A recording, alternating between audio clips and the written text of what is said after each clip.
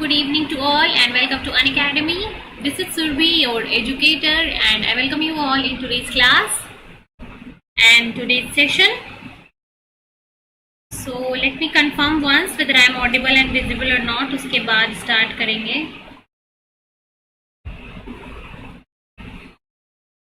अपने सेशन को.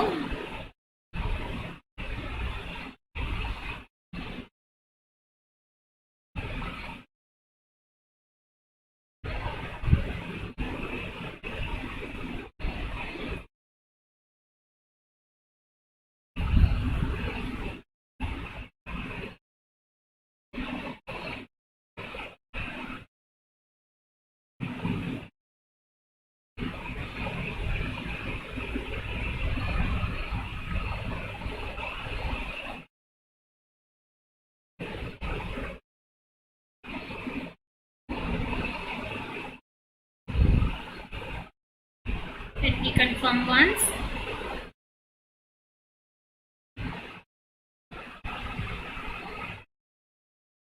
Yes, so video is live and let's start today's session about our question practice on biotechnique. So biotechniques का ये हमारा आज last session होगा क्वेश्चन प्रैक्टिस के ऊपर. उसके बाद हम किसी और यूनिट्स के क्वेश्चंस को करेंगे डेली. सो एक बार चेक कर लेती हूँ मैं ऑडिबल विजिबल हूँ या नहीं properly.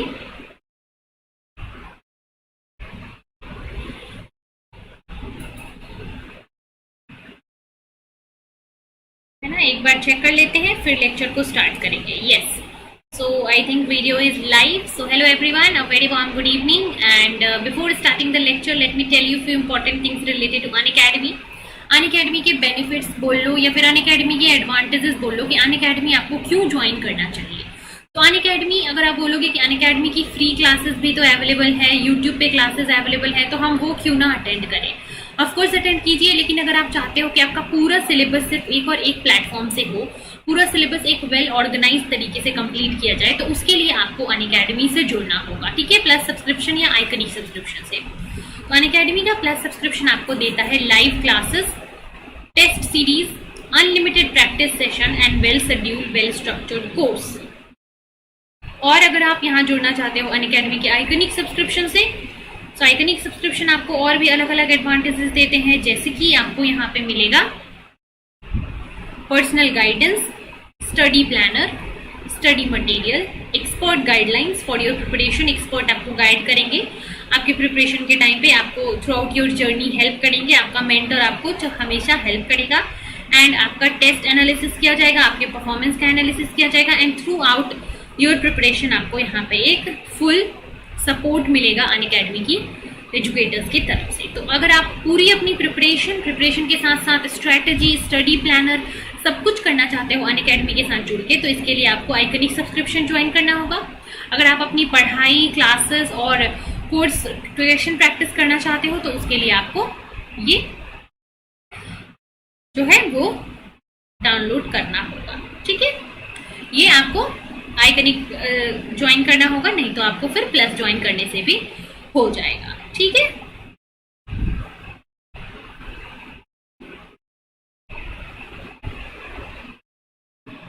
Moving to the next thing. So अगर आप Unacademy की सब्सक्रिप्शन लेना चाहते हो, Unacademy को ज्वाइन करना चाहते हो, तो उसके लिए आपको Unacademy सब्सक्रिप्शन लेना होगा. Unacademy सब्सक्रिप्शन कैसे लेंगे? Unacademy सब्सक्रिप्शन लेने के लिए आपको Unacademy का जो लर्निंग ऐप है वो डाउनलोड करना होगा प्ले स्टोर से. प्ले स्टोर से आपको ये ऐप डाउनलोड करना होगा, इंस्टॉल करना होगा. इंस्टॉल करने के बाद you can select your goal as CSIR UGC NET. CSIR UGC NET अपना गोल सेलेक्ट कर लो और इस गोल के अंदर, इस कैटेगरी के अंदर आप जो भी सबसे पहले तो फ्री क्लासेस हैं वो देख पाओगे. फ्री क्लासेस आपको यहाँ से मिलेंगी फ्री लाइव क्लासेस पे क्लिक करके. तो फ्री क्लासेस आप देख सकते हो without any payment, just direct आपको स्पेशल क्लासेस सेगमेंट में जाना है और आपको ये सारी क्लासेस मिल जाएंगी. अगर आपको प्लस क्लासेस देखनी है, आइकनिक क्लासेस देखनी है, तो उसके लिए आपको सब्सक्रिप्शन लेना होगा. सब्सक्रिप्शन लेने के लिए सबसे पहला काम होता है अपना प्लान सिलेक्ट करना कि आप कितने टाइम के लिए सब्सक्रिप्शन ले रहे हो, 6 मंथ, 12 मंथ्स और 24 मंथ्स. उसके बाद आप यहाँ पे प्लान सेलेक्ट कर लो. प्लान सेलेक्ट करने के बाद आप यहाँ पे रेफरल कोड एंटर करो. So you can use my referral code, that is Surbhi01। इस कोड को यूज करके you can get 10% of on Unacademy plus subscription. ठीक है, उसके बाद पेमेंट कर दो। पेमेंट करने के बाद प्लस सब्सक्रिप्शन से आप जुड़ जाओगे, प्लस सब्सक्रिप्शन आपका हो गया। इसके बाद आप अपनी प्रिपरेशन विदाउट एनी हिंड्रेंस कर पाओगे। ठीक है, तो यही एडवांटेज आपको अनअकैडमी देता है अपनी प्लस सब्सक्रिप्शन के साथ।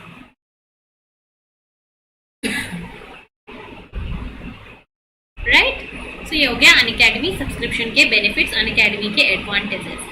Now let's start today's lecture. आज के इस लेक्चर को हम स्टार्ट करते हैं। And a very important thing I need to tell that जिनके पास भी अभी सब्सक्रिप्शन लेने का है वो आज के आज ले लो, क्योंकि 6 मंथ्स अगर लोगे तो 2 मंथ एक्स्ट्रा मिलेगा, 12 मंथ सब्सक्रिप्शन लोगे तो 2 मंथ एक्स्ट्रा मिलेगा।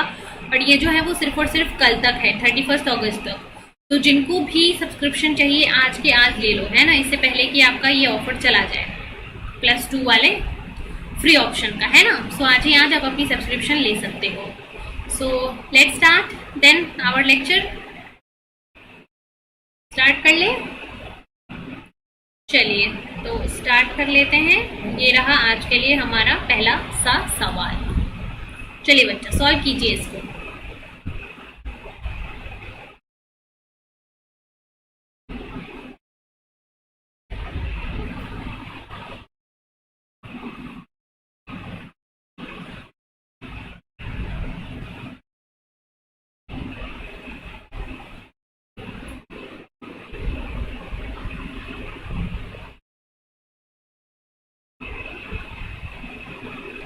ठीक है, if sulphur 32 was use as a label, अगर sulphur 32 as a label use करें, so which of the following amino acid could not have been used in the pulse. चलिए 4 amino acid है PQRS, select करिए कौन सा pulse के लिए use नहीं होगा। कुड नॉट हैव आपको बताना है। ठीक है,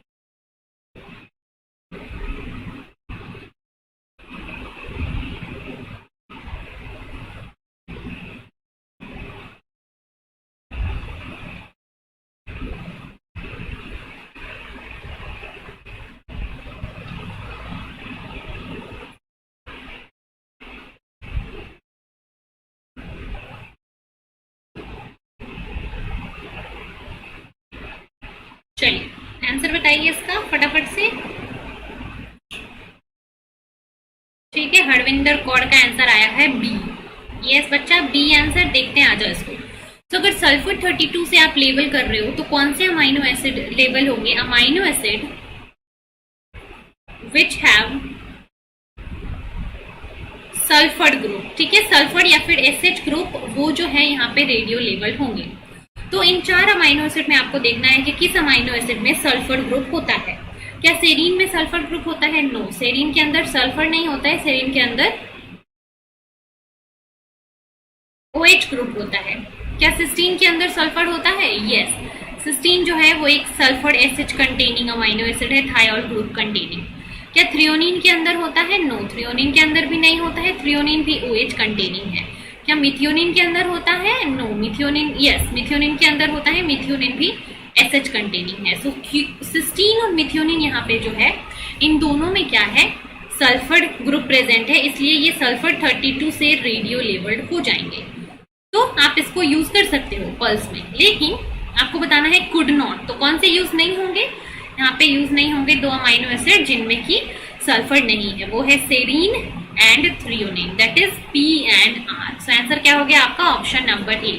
P एंड R जो है उसको आप इस पल्स एक्सपेरिमेंट में यूज नहीं कर सकते हो after radio labelling, because sulphur 32 से वो रेडियो लेबल नहीं होंगे। ठीक है, उनके रेडियो लेवल के लिए सल्फर 32 से नहीं हो पाएगा। अगर आप ऑक्सीजन यूज करोगे, रेडियो लेवल ऑक्सीजन, तो आप उनको लेबल कर पाओगे, लेकिन अगर सल्फर 32 यूज करके आप लेबल करना चाहते हो तो उससे आप सेरीन और थ्रियोनिन को लेबल नहीं कर पाओगे। ठीक है, क्लियर?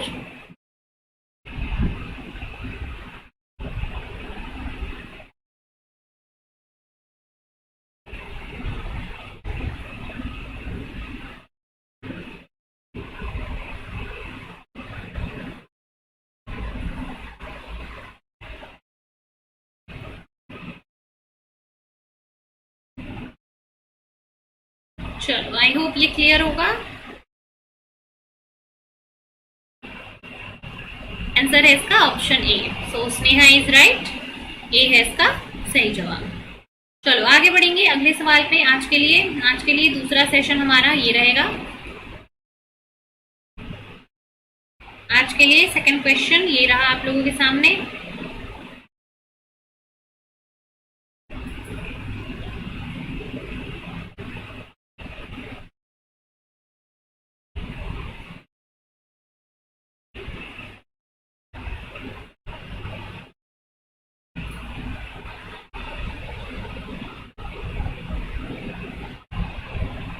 ठीक है, जल्दी से कीजिए उसको सॉल्व, फटाफट से आंसर बताइए। पीसीआर से रिलेटेड है ये क्वेश्चन।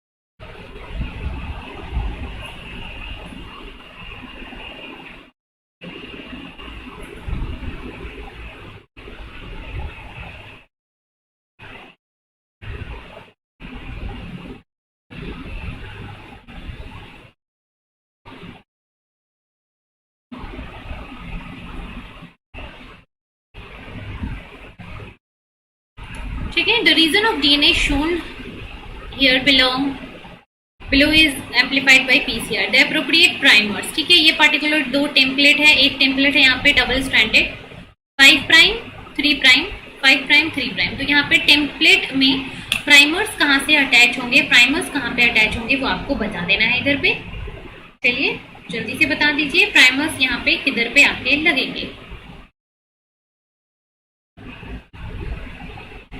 ठीक है, प्राइमर्स ऑप्शन क्या है दिया आप लोगों ने। चलो देखो, सो बच्चे ये कॉन्सेप्ट है यहाँ पे कि प्राइमर्स हमेशा कहाँ पे लगेंगे। Primers will always go end, ध्यान देना इस लाइन को, attach themselves to the 3 prime end of template. हमेशा 3 प्राइम एंड ऑफ टेम्पलेट से जाके कॉम्प्लीमेंट्री बाइंडिंग होगी। अगर ये टेम्पलेट है तो इसके 3 प्राइम एंड कौन सा है, ये 5 प्राइम टू 3 प्राइम है, इसका 3 प्राइम एंड है यहाँ पे। तो एक प्राइमर जो है यहाँ बाइंड करेगा, एक 3 प्राइम टू 5 प्राइम स्ट्रैंड है, दूसरा प्राइमर जो है वो यहाँ बाइंड करेगा। सो ये अगर टेम्पलेट का 3 प्राइम है तो यहाँ पे इस प्राइमर का 5 प्राइम एंड होगा और ये इसका 3 प्राइम होगा, और 5 प्राइम टू 3 प्राइम डायरेक्शन में ये एक्सटेंशन करेगा। सिमिलरली अगर ये टेम्पलेट का 3 है तो ये प्राइमर का 5 प्राइम एंड होगा, ये इसका 3 प्राइम एंड होगा, और 5 प्राइम टू 3 प्राइम डायरेक्शन में एक्सटेंड होगा। So primer will always go and bind themselves to the 3 prime end of the template. हमेशा 3 प्राइम एंड पे ही बाइंडिंग होगी, 5 प्राइम पे कभी भी नहीं होती है। ठीक है, तो 3 प्राइम पे बाइंडिंग हो रही है, मतलब कि एक यहाँ पे बी और दूसरी यहाँ पे। सो बी और सी जो है इस क्वेश्चन में, B and C these are correct pair of primers। ये करेक्ट पेयर ऑफ प्राइमर्स है इस पर्टिकुलर क्वेश्चन के लिए। ठीक है, जो कि हमेशा 3 प्राइम एंड पे बाइंड करेंगे। सो आंसर क्या हो गया इसका, ऑप्शन नंबर ए। आ गया समझ में। ए क्यों होगा, सी आंसर नहीं होगा बच्चे, ए आंसर होगा इसका।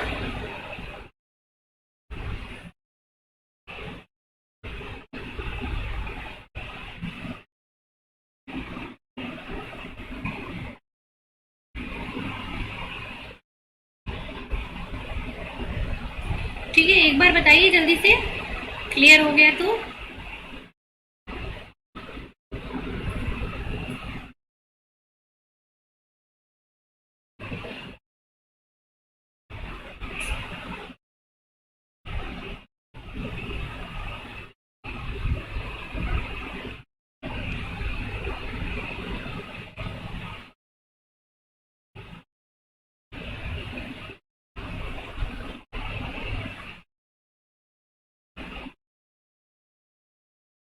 चलो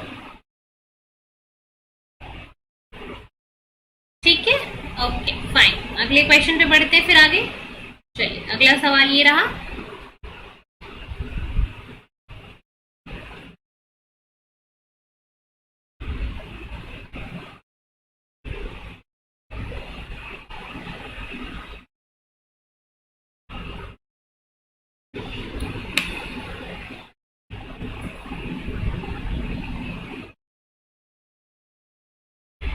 सॉल्व कीजिए इसको।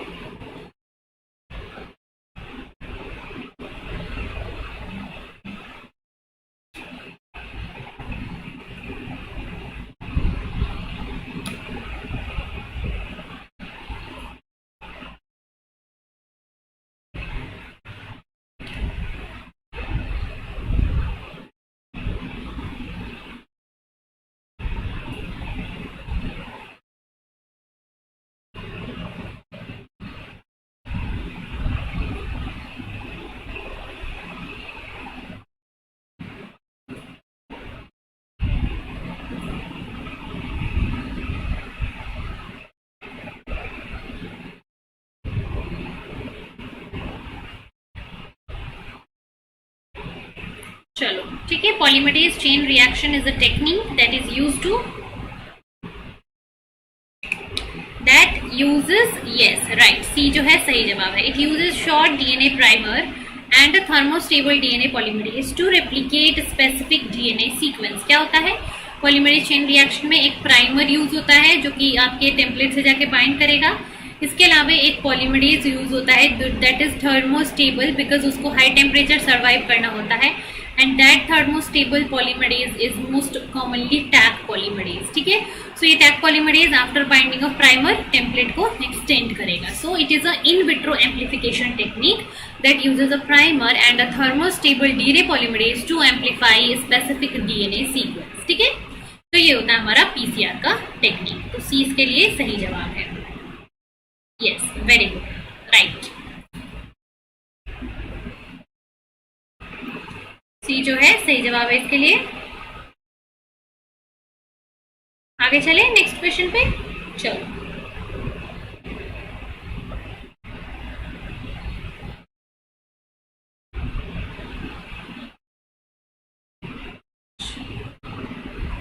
चलो नेक्स्ट क्वेश्चन करते हैं।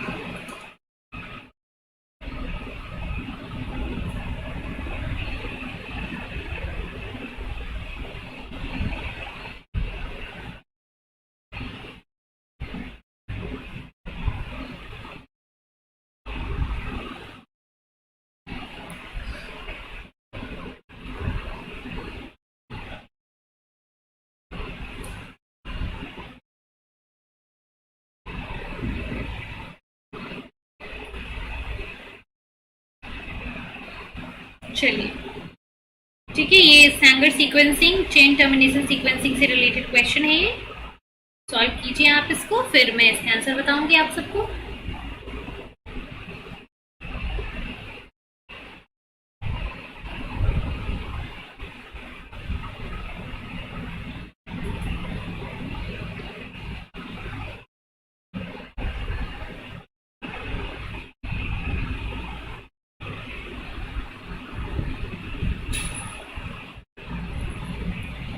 ठीक है, what would happen if the concentration of dideoxynucleotide was too high in the chain termination sequencing method? ठीक है, चलिए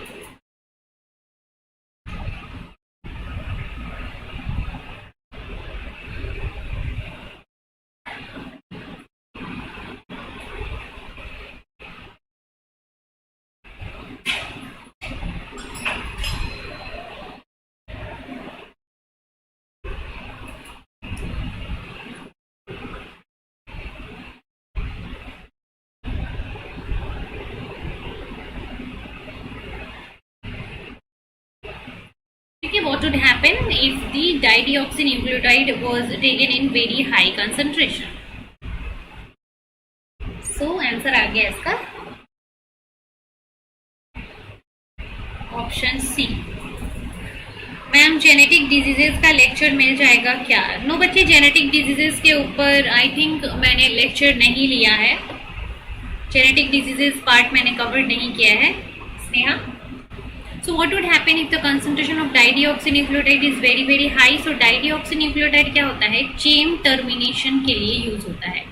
इसमें क्या होता है, इस के स्ट्रक्चर में जब आप देखोगे सो यहाँ पे सेकेंड पोजीशन में तो H होता ही है, साथ ही साथ थर्ड पोजीशन से भी ऑक्सीजन को हटा दिया जाता है। इसलिए जहां पे भी ये न्यूक्लियोटाइड जाके इनकॉर्पोरेट होगा वहां पे आपका चेन जो है वो टर्मिनेट कर जाएगा। So that's why it is known as chain termination sequencing method. और इस चेन टर्मिनेशन सीक्वेंसिंग मेथड की वजह से हम इस न्यूक्लियोटाइड को यूज करते हैं इन द सीक्वेंसिंग।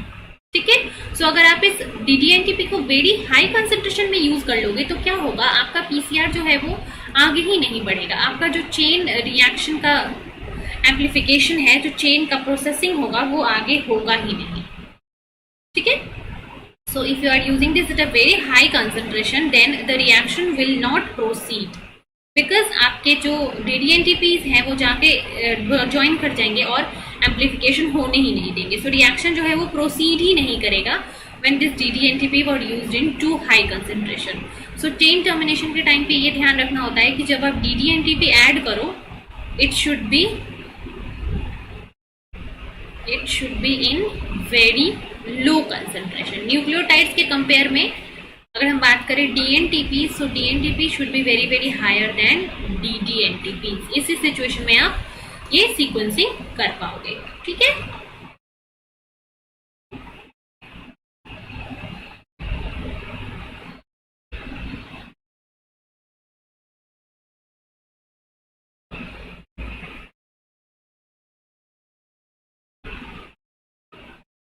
चलो फाइन, फिर बढ़ते हैं आगे अगले सवाल पे।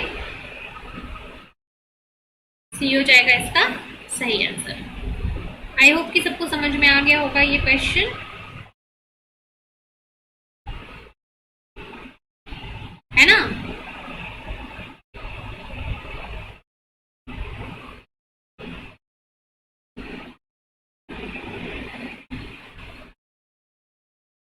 चलो आगे बढ़ेंगे, फिर मैं आपको प्रेजेंट कर रही हूँ आपके सामने अगला सवाल। ये रहेगा नेक्स्ट क्वेश्चन आज के लिए।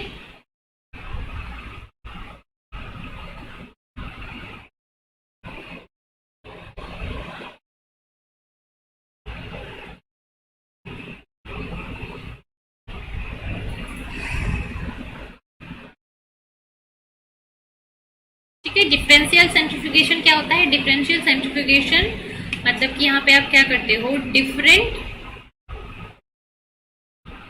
सेंट्रीफ्यूगल फोर्स यूज करके आप डिफरेंट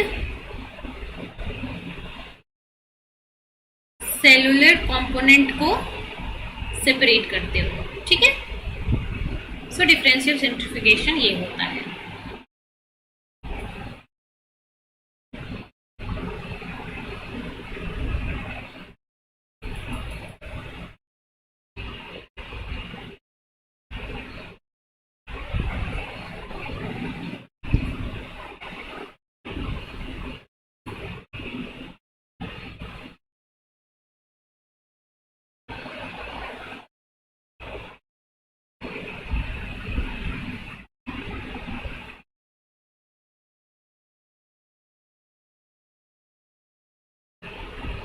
चलो सॉल्व करो इसको फटाफट से।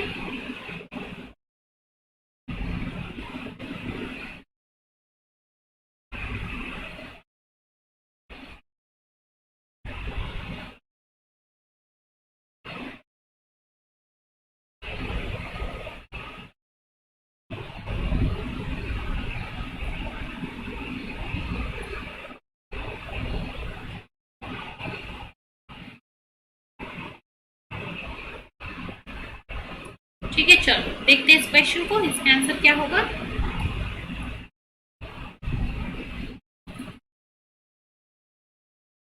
ठीक है, यहाँ पे डिफरेंट कंपोनेंट को आप सेपरेट करो, कैसे? On the basis of different centrifugal speed. So क्या होता है, आपका जो भी ऑर्गेनेल है उस ऑर्गेनेल के साइज के बेसिस पे आप सेंट्रीफ्यूगल स्पीड देते हो। मतलब कि ऑर्गेनेल जितना ज्यादा स्मॉल होगा उतना ज्यादा हाई आपको फोर्स देना होगा, हाई स्पीड आपको देना होगा।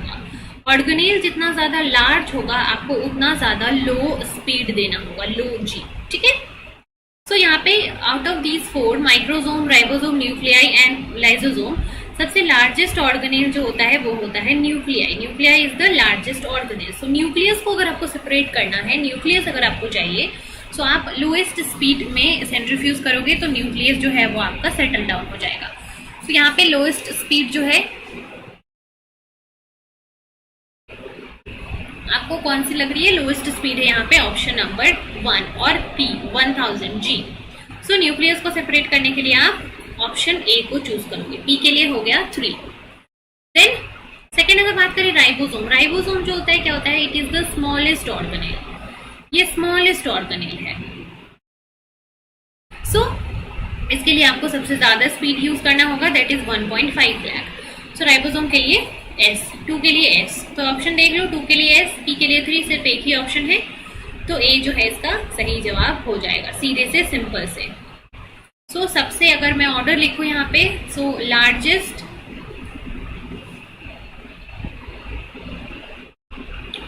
ऑर्गेनेल जो है वो आपका न्यूक्लियस है. न्यूक्लियस के बाद लाइसोसोम होता है, फिर आपका माइक्रोसोम इससे भी छोटा होता है, और आपका जो स्मॉलेस्ट ऑर्गेनेल हो जाता है वो होता है राइबोसोम. ठीक है, तो ये है हमारे ऑर्गेनेल का correct order. Clear? Is it clear everybody? Late me know in the comment. अगर क्लियर है तो फिर हम आगे बढ़ेंगे अगले सवाल पे.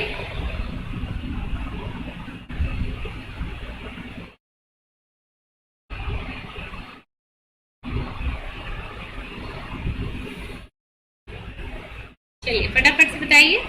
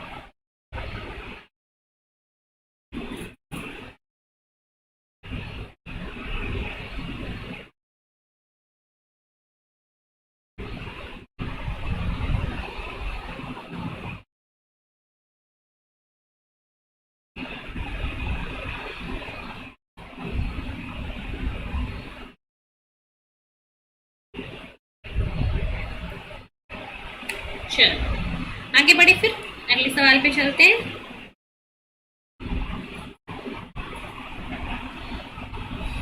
यस, सो नेक्स्ट क्वेश्चन आप लोगों के लिए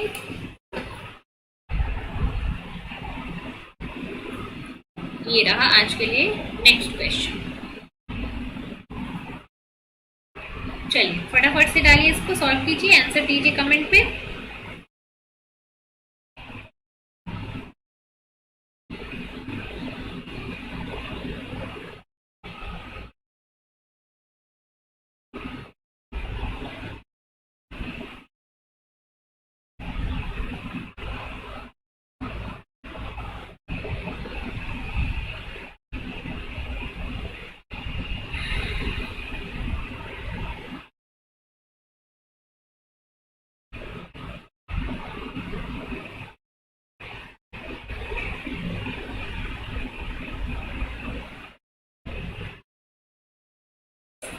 चलो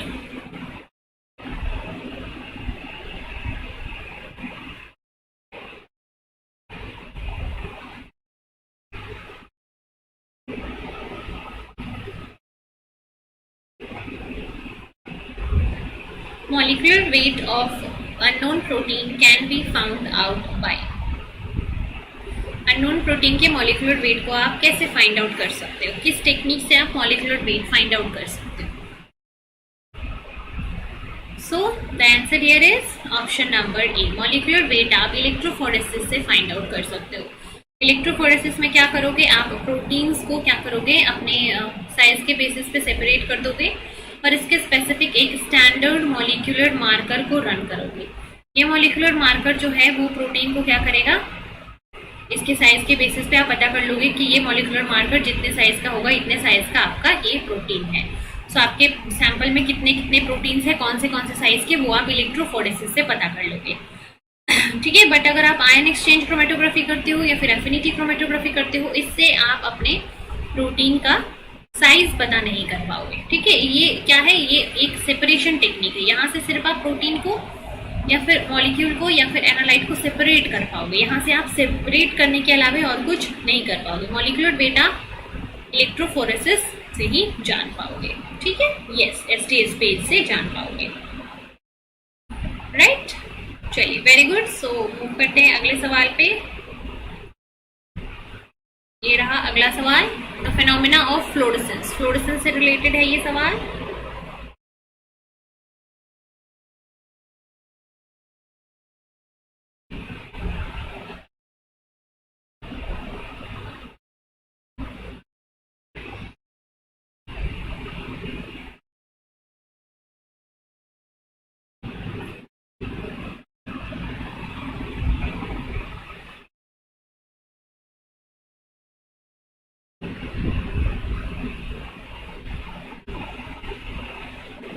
चलिए सॉल्व करें इसको जल्दी से।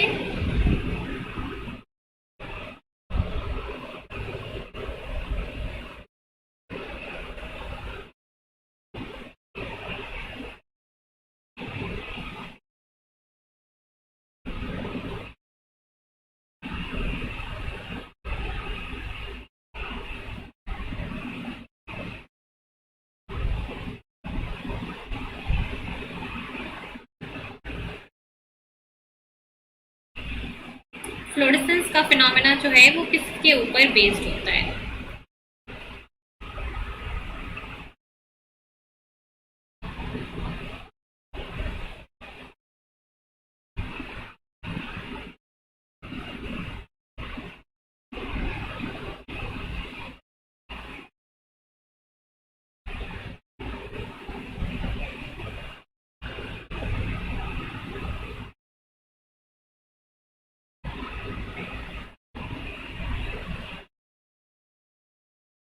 चलो देखते हैं इसको, आ जाओ देखते हैं किसका आंसर आया है सही।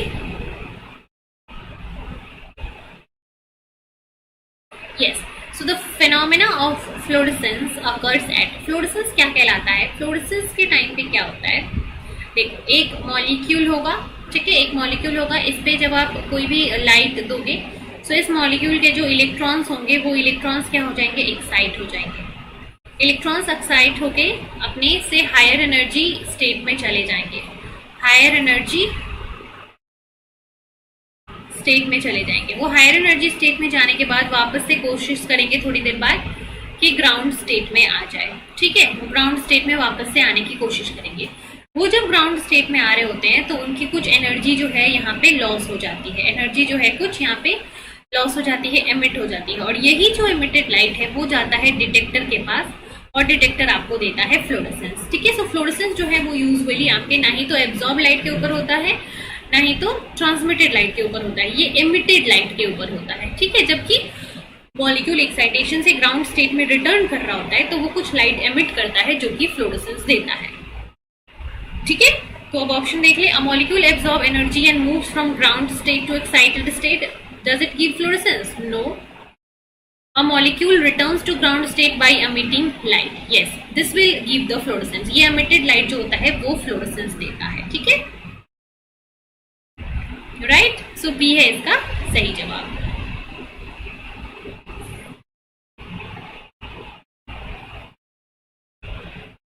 Is it clear?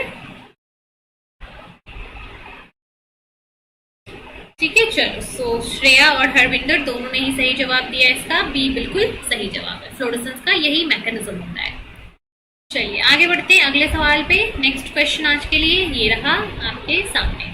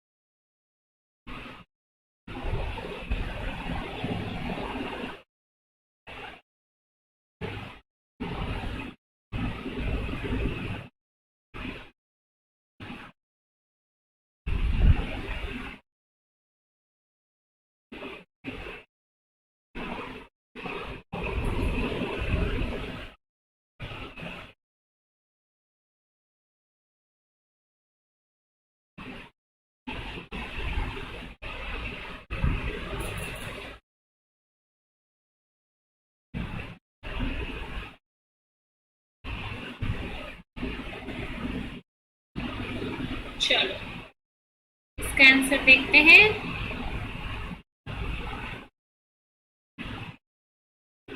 Purified samples of A and B contain equal number of base pair. ठीक है, each of these DNA has one site of EcoR1 and one site of BAMH1 enzyme. ठीक है, restriction site. And अगर complete digestion करते हैं तो एक जो है वो 3 बैंड देता है, दूसरा जो है वो 2 बैंड देगा। 2 डिस्ट्रिक्शन एंजाइम से कट कर रहे हैं। तो मान लो एक सर्कुलर डीएनए है, इस सर्कुलर डीएनए में ये एक EcoR1 का साइट है, ये BAMH1 का साइट है। इसको अगर आप कट करोगे EcoR1 से तो एक फ्रैगमेंट मिलेगा लीनियर, और फिर BAMH1 से करोगे तो 2 फ्रैगमेंट मिलेगा। तो सर्कुलर डीएनए जो है उसके अंदर आपको क्या मिल रहा है, 2 फ्रैगमेंट मिल रहा है, और 2 किस में मिल रहा है, बी में। सो बी जो है वो आपका सर्कुलर डीएनए है। अगर ये लीनियर डीएनए होता, सो लीनियर डीएनए के अंदर 2 एंजाइमेटिक साइट है, पहला कट करेगा तो 2 फ्रैगमेंट, और दूसरे में कट होगा तो 3 फ्रैगमेंट। सो 3 बैंड जहां पे आपको मिल रहा है टाइप ए में, so type A is a linear DNA. Simple सा ये लॉजिक है। ठीक है, कि अगर कोई बात करें हम कि कोई सर्कुलर डीएनए है, so number of fragments in circular DNA कितना होगा, जितने नंबर ऑफ रिस्ट्रिक्शन एंजाइम्स होंगे। और बात करें कि number of fragments in linear DNA कितना होगा, सो it is number of restriction enzyme plus 1 होगा। ठीक है, तो ये बेसिक फंडा होगा जिससे कि आप ये क्वेश्चन करोगे। सो बी जो है 2 बैंड बन रहा है, मतलब बी इज सर्कुलर, और ए में 3 बैंड बन रहा है, मतलब A is linear. So B is circular and A is linear. B है इसका सही आंसर।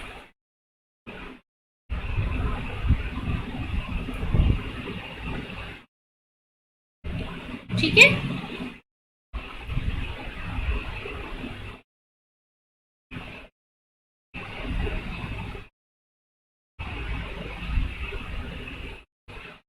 चलो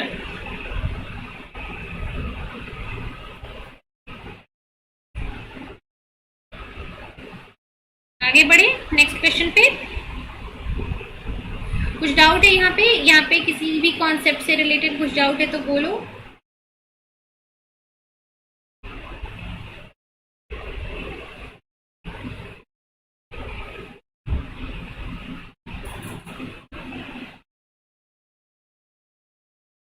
यस, ओके। सो आगे बढ़ते हैं अपने नेक्स्ट क्वेश्चन पे।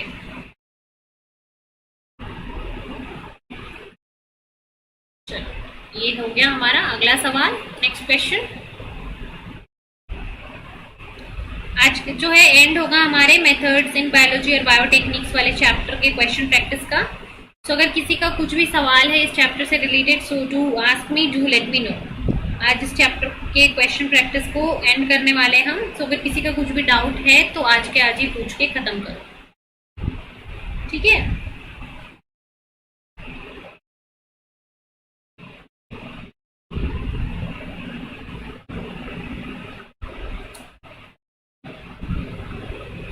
आज के आज ही खत्म करना है पूछ के।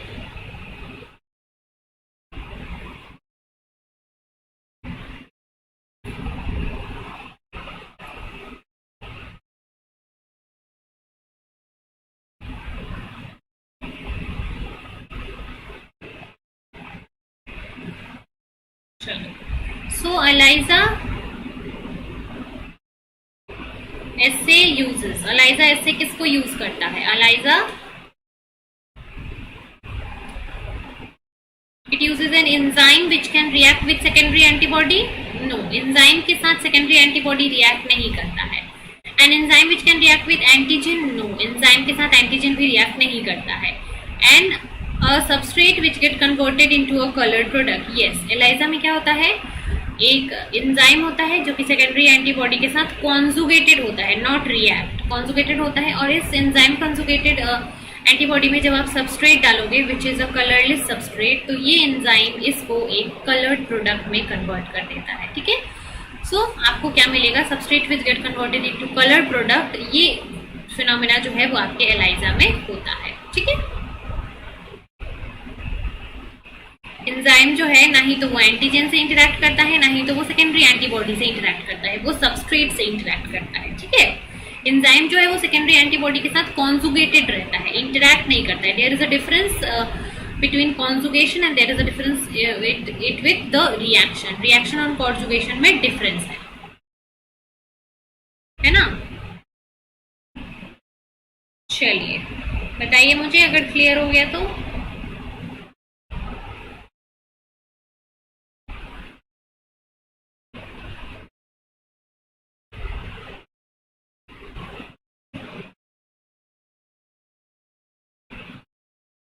ठीक है, चलो आगे बढ़ते हैं नेक्स्ट क्वेश्चन पे। चलिए ये रहा अगला सवाल आज के लिए।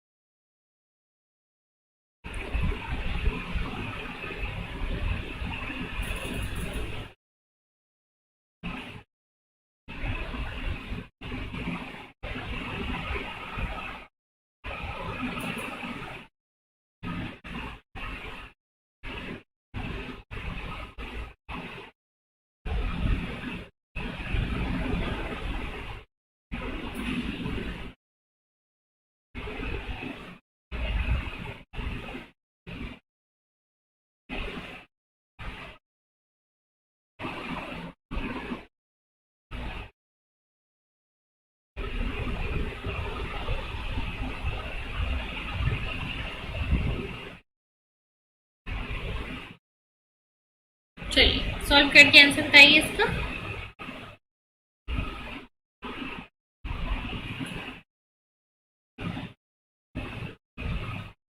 ठीक है, लेट मी सी।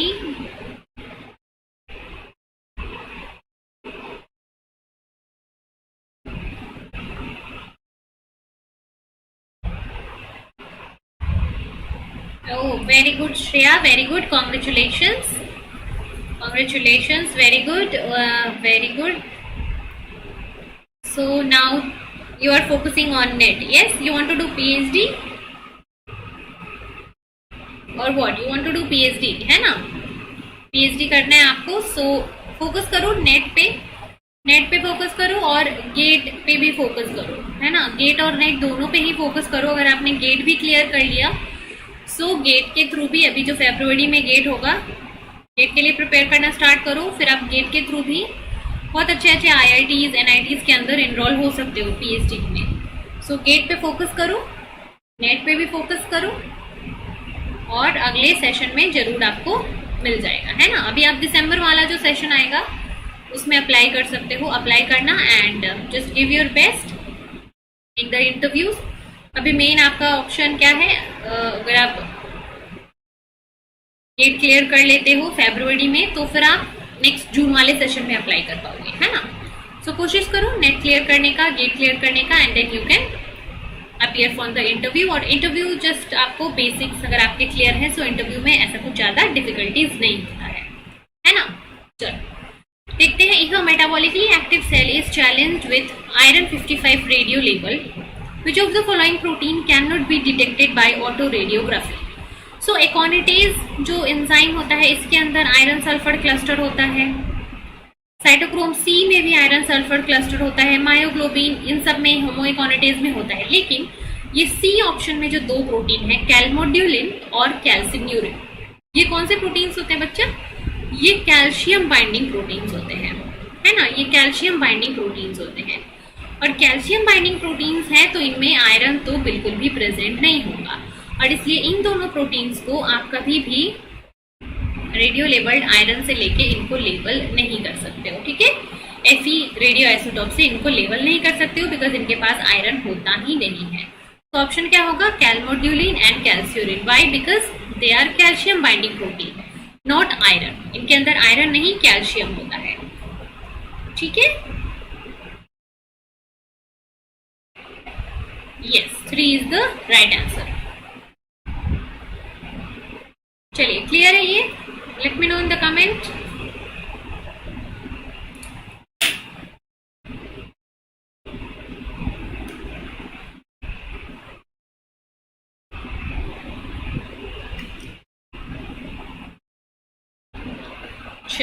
चलो फिर आगे बढ़ते हैं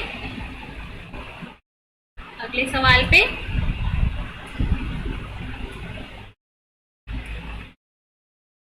सवाल आज के यही खत्म हो गए हमारे। चलिए फिर आज के जो सवाल थे हमारे यही खत्म हो गए। So any doubt in today's class, anybody?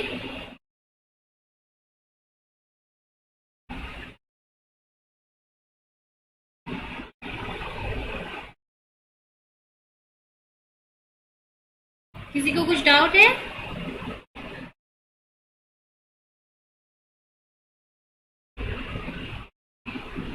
चलो फिर आज की क्लास को यही एंड करेंगे। Thank you so much. And अगर किसी को कुछ डाउट रहता है आज के लेक्चर का तो डाउट को अपने नीचे कमेंट में मेंशन कर देना। जब भी आप क्लास देखो तो नीचे कमेंट में अपने डाउट को मेंशन कर देना। एंड टुमारो हमारा मैराथन सेशन है 11 AM से। 11 AM से हमारा मैराथन सेशन है जहाँ पे हम यूनिट 1, 2, 3 और 4 इन 4 यूनिट्स के क्वेश्चन करेंगे, ठीक है। अप्रॉक्सीमेटली 2.5 आवर का लेक्चर होगा। So I want everybody to join the class live. सारे बच्चे लाइव क्लास ज्वाइन कर लेना बिल्कुल 11 बजे। यूनिट 1, 2, 3, 4 चारों यूनिट से मिला के क्वेश्चन करेंगे, ठीक है। चारों यूनिट से कंबाइन करके क्वेश्चन करेंगे। एनोड एंड कैथोड,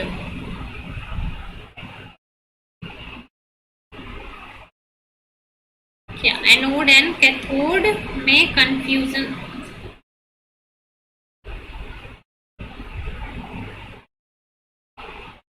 एक सेकेंड, मेरा it is not refreshing. Let me refresh for second.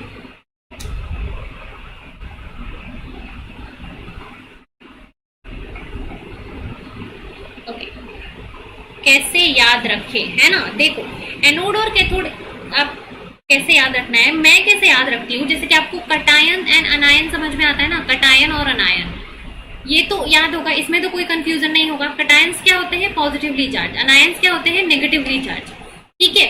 इसका अपोजिट होता है कैथोड एंड एनोड। मैंने तो ऐसे याद कर रखा है, अगर कटायन है पॉजिटिव तो कटायन से मिलता जुलता है ना cathode. So cathode is negatively charge, है ना। Cathode is negatively charge and अनायन है नेगेटिवली चार्ज। तो एनोड क्या हो गया, एनोड इज पॉजिटिवली चार्ज। ऐसे याद रखो। अनायंस एंड कटायंस तो पता है बिल्कुल कि अनायंस क्या है, पॉजिटिव है, कटायंस क्या है, नेगेटिव है। सॉरी, कटायन जो पॉजिटिव है, अनायन नेगेटिव है। तो एनोड और कैथोड इसका अपोजिट होता है, ठीक है। Anode, cathode, अनायन, cation similar word है लेकिन है अपोजिट। इस तरीके से याद कर लो। सो आई होप ये तरीका जो है थोड़ा हेल्प करेगा। कटायंस आर पॉजिटिव बट इससे सिमिलर जो वर्ड है कैथोड, सी से कैथोड, सी से anion, cathodes are negative, anions are negative but anodes are positive. So उल्टा करोगे तो शायद याद रह जाएगा। ऐसे करके कंपैरिजन करके अनायन एंड कटायन में तो क्लैरिटी होगी कि अनायन क्या होता है, कटायन क्या होता है। उसकी बेसिस पे कैथोड एनोड उसका अपोजिट होता है, ठीक है ना। यस, कंफ्यूजन होता है, मुझे भी होता है, मैं भी बार बार भूल जाती हूँ। आई होप कि ये तरीका हेल्प करेगा, right.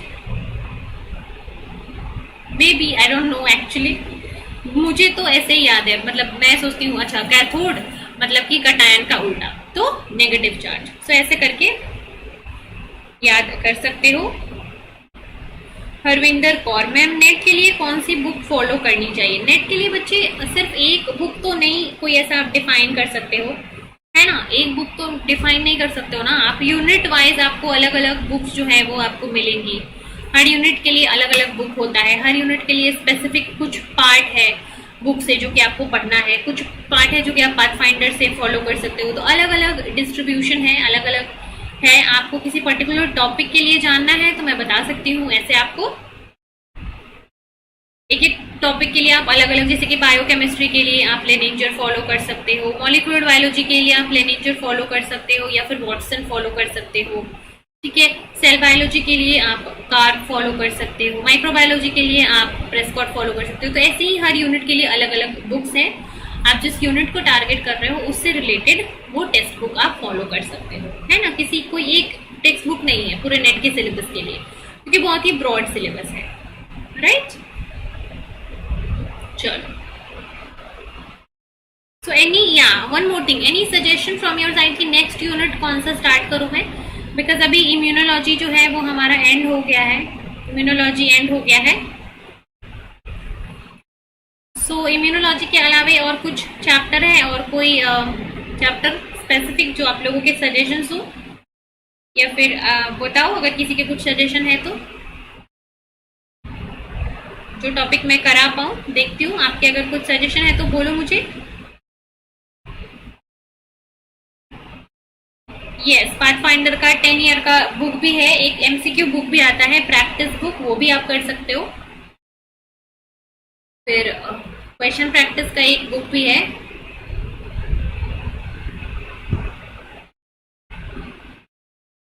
Methods in biology, methods in biology we have already done Shreya. Methods in biology के बहुत सारे टेक्निक्स तो हम कर चुके हैं ना।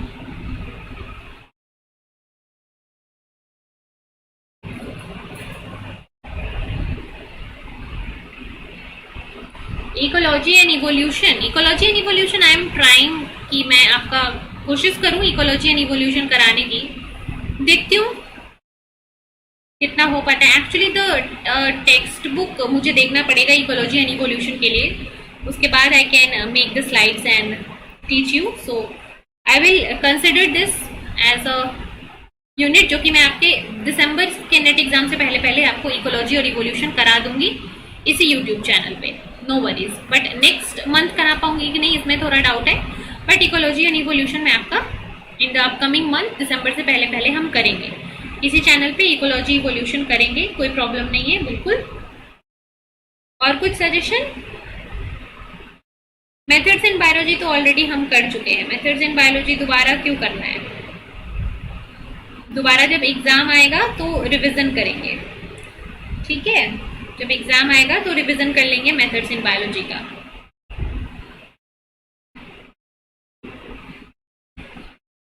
यस यस, ओके, चलो। और किसी के कुछ सजेशन हो, टॉपिक हो तो मुझे बताना, विल सी कि हम कर पाएंगे कि नहीं, ठीक है। Anything else you want to ask?